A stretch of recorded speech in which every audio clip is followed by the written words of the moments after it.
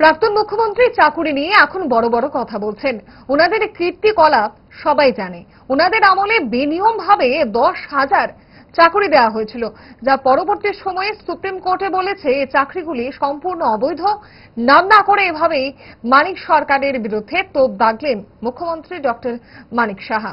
এই একটা পরিবেশ করে, একটা অস্থির একটা পরিবেশ করে এই সরকার চলছে। আমি দেখি প্রাক্তন মুখ্যমন্ত্রী আজকাল বেশ বড় বড় কথা বলছে। কি করেছেন আমরা সবাই জানি। ওনাদের যে কীর্তিকলাপ যদি আমরা বলতে শুরু করি, কারণ আমাদের কাছে এখন এইগুলো ওদের সম্পর্কে বলার চেয়ে আমাদের কাজ করার যে বিষয় সেগুলো নিয়ে আমরা চিন্তিত। পিছিয়ে কিভাবে টেনে রাখা যায় সেই বিষয় নিয়ে খুব চিন্তিত। কাউকে দেখলাম এক জায়গায় বলছেন যে বর্তমান মুখ্যমন্ত্রী বলছেন যে 19,000-এর উপর চাকরি এই সরকার আসার পর 19,000-এর উপরে সরকারি চাকরি দেওয়া হয়েছে।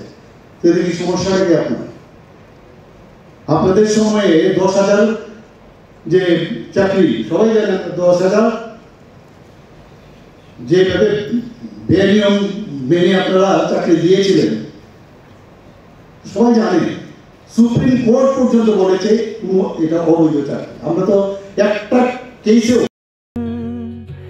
আপনার চেয়েও আপন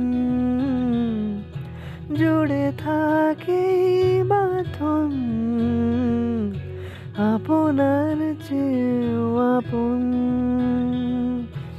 আপনার চেয়েও আপন।